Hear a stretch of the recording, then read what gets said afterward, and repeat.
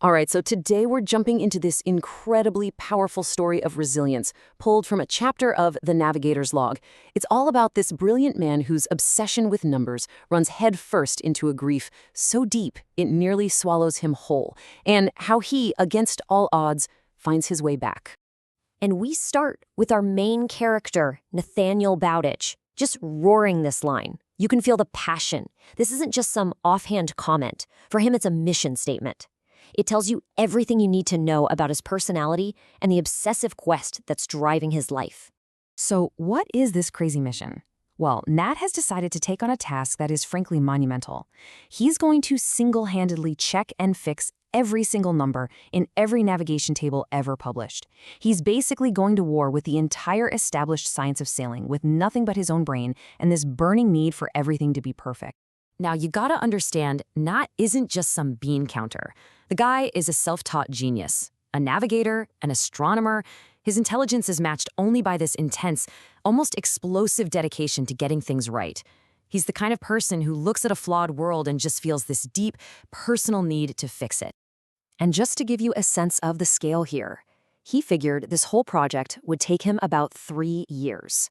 3 years of nonstop, mind-numbing calculation, all while he's working a full-time job as a navigator on a ship. The level of commitment is just incredible. Okay, but his journey isn't just about the math.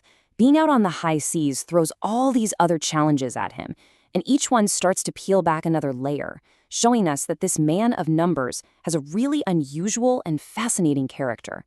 And these tests are all over the map.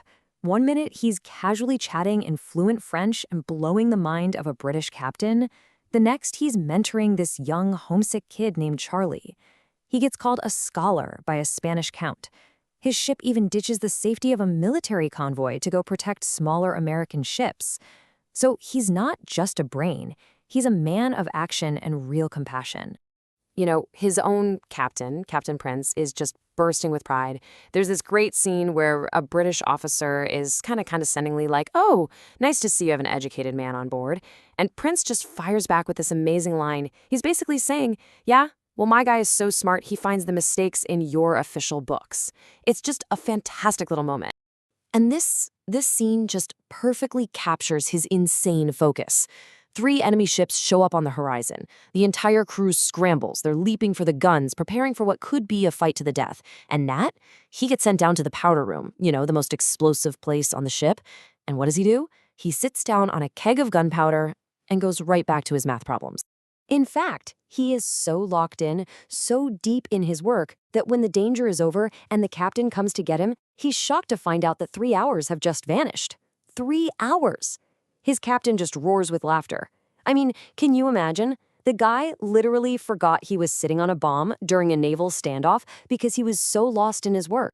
But then everything changes. All the calculations, the quiet confidence, the respect he's earned, it's all about to be absolutely shattered. The story takes this sudden, brutal turn when a ship arrives with news from home.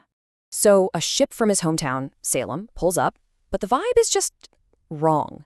The other captain is tense, he won't make eye contact, and he immediately asks to speak to Nat's captain in private. And you just feel it in your gut. Something is terribly, terribly wrong. And then the news hits him. Just like that. Delivered bluntly, with no cushion. Just a few words that completely detonates his world. The story uses this simple, haunting line to describe what happens next. As Nat just sits there, alone, the actual light in the cabin is fading, and it's a perfect mirror for the darkness that's just crashing down on his mind. It's such a powerful, quiet way to show his descent into despair. He makes his way to the front of the ship, and he's just staring down into the water, and the narration gives us this quiet, chilling question. He's not thinking about the stars or navigation anymore. He's wondering how deep the ocean is. And in that one thought, you understand the crushing weight of his grief and the dark place his mind has gone. And right here, from this absolute bottom, a lifeline appears.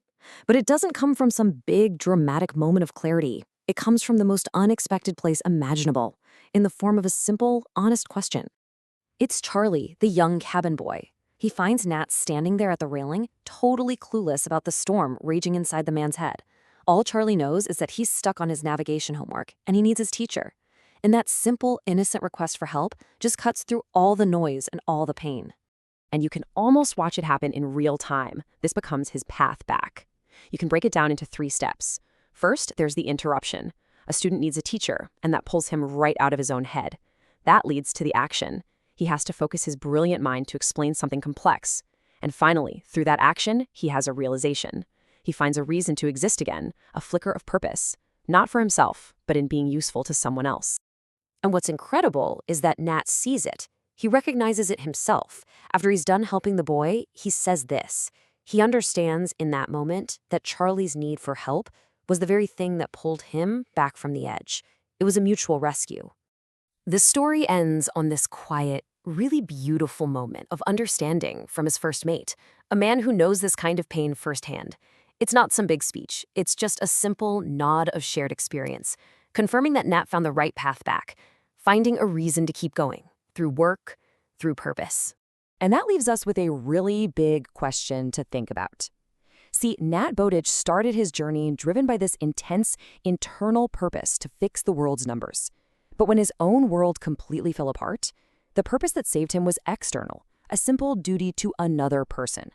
So it makes you wonder, when we're in our own darkest moments, where do we find real purpose? Is it something we have to create for ourselves, or is it something we only find when we turn outward and help someone else?